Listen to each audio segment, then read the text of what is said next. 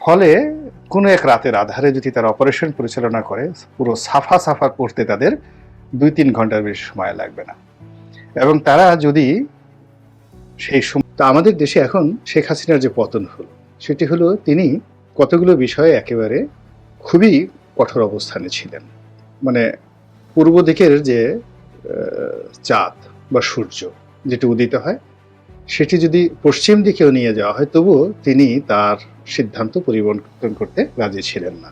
তো এই সকল কারণে তার পতন হয়েছে। এবং তিনি জিয়াউর রহমান সাহেব সম্পর্কে, তারেক রহমান সাহেব সম্পর্কে, বেগম জিয়ার সম্পর্কে অত্যন্ত কঠোর ছিলেন।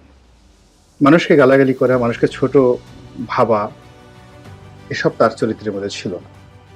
বিনয়ী হওয়া, তিনি পারিবারিকভাবে ভালো ব্যবহার করতেন অনেকের সঙ্গে, কিন্তু যেটিকে বিনয়ী হওয়া বলা হয়, ভদ্রতা বলা হয়, গ্রেটফুলনেস যেটিকে বলা হয়, কৃতজ্ঞ থাকা, এই বিষয়গুলো তার মধ্যে কম ছিল। ফলে এই স্বাধীন বাংলাদেশে শেখ হাসিনার অবস্থা কি হয়েছে এটা আপনারা খুব ভালো করে জানেন। একইভাবে আগের যে দিনগুলো, যখন হাওয়া ভবন ছিল, হাওয়া ভবনের সঙ্গে খাম্বা ছিল, এবং এই খাম্বার সঙ্গে যারা জড়িত ছিল তাদের যে উদ্যত আচরণ, লোভ, লালসা, কামনা বাসনা জনাব তারেক রহমানকে কি পরিমাণ বিপদে ফেলেছে, বেগম খালেদা জিয়াকে কি পরিমাণ বিপদে ফেলেছে, এবং বিএনপিকে কি পরিমাণ বিপদে ফেলেছে, এটি বিএনপি ক্ষমতা হারানোর পর থেকে আজ অবধি হাড়ে হাড়ে টের পাচ্ছে। এবং বিএনপির মধ্যে যে একটি মন্দ চক্র আছে, দুর্নীতিবাদ চক্র আছে, তারা আগস্ট মাসের 5 তারিখ থেকে আজকের দিন পর্যন্ত যে যার মতো করে একেবারে হরিলুট করার যে মহোৎসবে তারা মেতে উঠেছেন, তার ফলে এই দলটি আগামী দিনগুলোতে যে কি বিপদে পড়বে সেই বিষয় নিয়ে কথা বলতে যাচ্ছি। মূলত একটা বিখ্যাত কথা আছে, আনফিনিশড রেভলিউশন, অসম্পূর্ণ বিপ্লব। বাংলাদেশের একটা বুদ্ধিজীবী, তারপরে তথাকথিত এলিট, তারা দীর্ঘদিন ধরেই রাজনীতিকে পছন্দ করছেন না। তাদের ধারণা রাজনীতিবিদরা কিছু বোঝেন না, এরা চরিত্র বলতে এদের কিছু নেই, ইত্যাদি নানা কারণে সমাজের একটা বিশেষ গোষ্ঠীকে, এলিট শ্রেণীকে রাজনীতির মধ্যে আনার জন্য অনেক দিন থেকে একটা বিপ্লব ঘটানোর তারা চেষ্টা করে আসছিল। নেতৃত্বে কারা? প্রথম আলো, ডেইলি স্টার, মাহফুজা আনাম, মতিউর রহমান, এবং এদেরই নেতা হিসেবে ১/১১ সেই সময়টিতে মঈনুদ্দিন ফখরুদ্দিনের উপরেও ছিলেন ডক্টর মোহাম্মদ ইউনূস। তো সেই বিএনপির পতনের পর ১/১১ যে প্রেক্ষাপট, সেই প্রেক্ষাপটটি আসলে বাস্তবায়ন করা যায়নি। তারা পরাজিত হয়েছে, ফলে সেটি আনফিনিশড, অসম্পূর্ণ অবস্থায় রয়ে গেছে। আওয়ামী লীগ সর্বোচ্চ চেষ্টা করেছে এবং বিএনপিও সর্বোচ্চ চেষ্টা করেছে সেই ১/১১ যারা কুশীলব তাদেরকে রাজনৈতিকভাবে, অর্থনৈতিকভাবে, সামাজিকভাবে বয়কট করার জন্য, দমন পীড়ন করার জন্য, কিন্তু ব্যর্থ।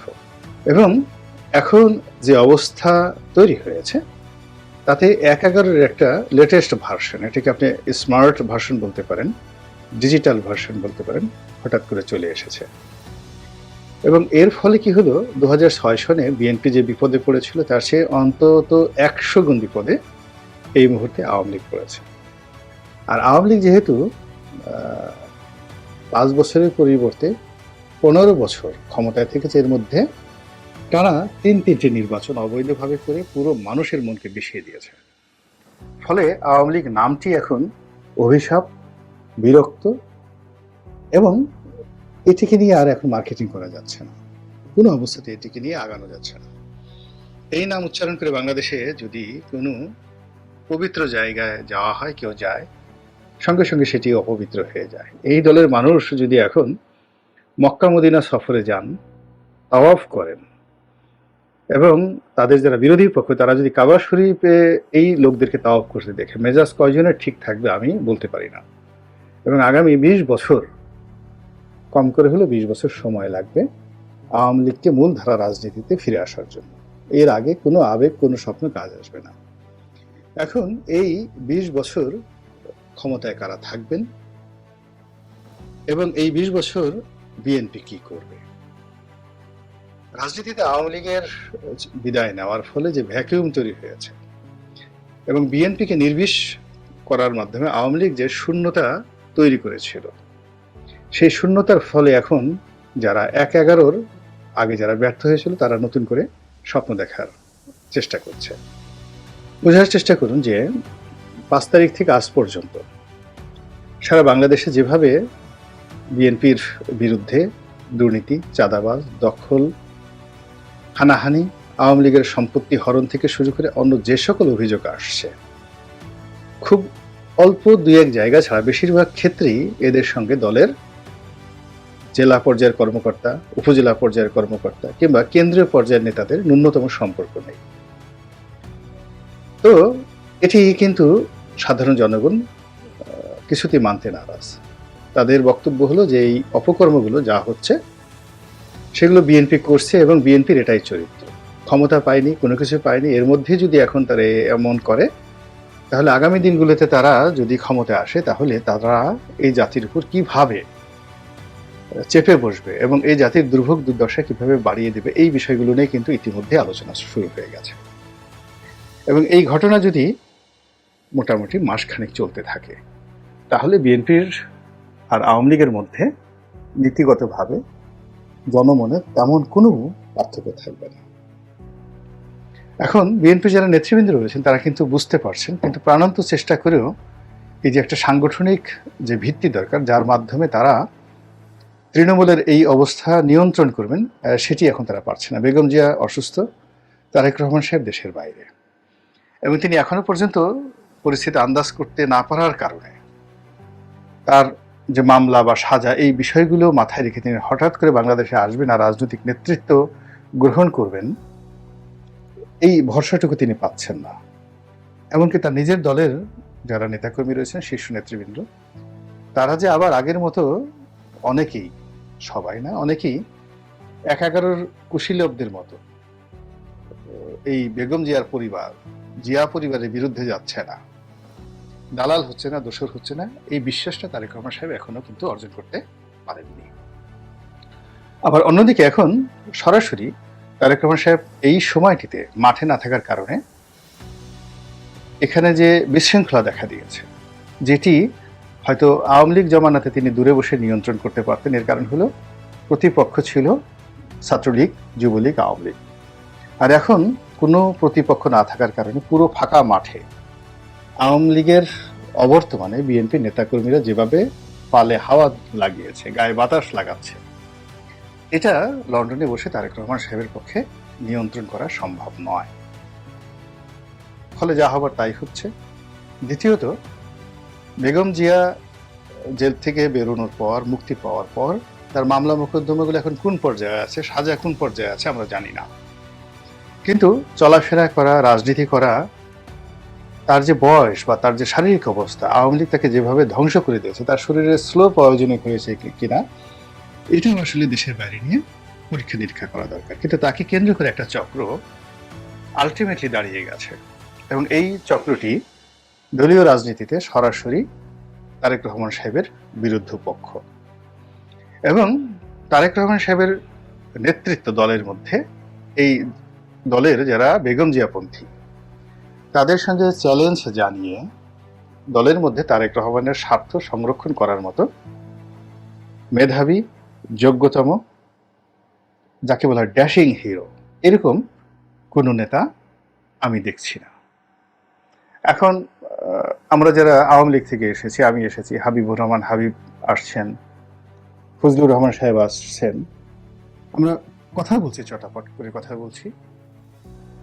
আমাদের যে রাজনৈতিক অভিজ্ঞতা হয়তো অনেকের চেয়ে ভালো, কিন্তু বিএনপির যে লাইন রয়েছে সেই লাইনে অন্য দল থেকে এসে রাতারাতি দলের গুরুত্বপূর্ণ পদ হোল্ড করে তারেক রহমানকে আফহোল্ড করা, এটি খুব কঠিন একটা বিষয়, সত্যিকার অর্থে কঠিন একটা বিষয়। আবার অন্যদিকে দলের মধ্যে যারা আছেন, একসময় তারেক রহমান সাহেবের কাছের বলে পরিচিত ছিলেন, এদের অনেকেরই ইমেজ নেই, অনেকের চরিত্র নেই, অনেকের বয়স নেই, অনেকে দলের মধ্যে খুবই অজনপ্রিয়। ফলে কি হচ্ছে, তাকে আফহোল্ড করানো যাচ্ছে না। এবং এই যে একটা গ্রেস পিরিয়ড বা ব্রিদিং টাইম বিএনপি পেল, এই সময়টিতে তারেক রহমানের ইমেজ যদি ফিরিয়ে না আনা যায়, কিয়ামত পর্যন্ত আর তাকে রাজনীতিতে জেন্টলম্যান হিসেবে, গুডম্যান হিসেবে প্রতিষ্ঠিত করা যাবে না। This is the right time to make him Angel, a good man. তো সেটা হচ্ছে না। আর সেই সুযোগটি যারা ১/১১ একটা প্রেক্ষাপটে আগে যারা পরাজিত হয়েছেন এবং যারা নতুন একটা পরিস্থিতি তৈরি করার চেষ্টা করছেন, তারা প্রথমত যেটা করবেন, দলের মধ্যে বেগম জিয়াপন্থী, তারেক জিয়াপন্থী এই বিভেদটা প্রবল আকার ধারণ করবেন এবং মা ছেলের সম্পর্কটি নষ্ট করে দেবেন। এবং এখানে বাংলাদেশ তো ছোট রাষ্ট্র, অনেক বেগম জিয়া বা অনেক তারেক রহমান সাহেবের চাইতেও বিখ্যাত পরিবারগুলোতে, রাজ পরিবারে যারা শত শত বছর ধরে সমগ্র ভারত শাসন করেছে, সমগ্র যাকে বলা হয় ইউরোপ শাসন করেছে, এবং তারা কেউ কেউ সর্বকালের সেরা মানবদের মধ্যে অন্যতম। যেমন অটোম্যান সম্রাট সুলতান সুলেমান, তিনি তার নিজের ছেলেকে খুন করেছিলেন, দুজন সন্তানকে তিনি খুন করেছিলেন।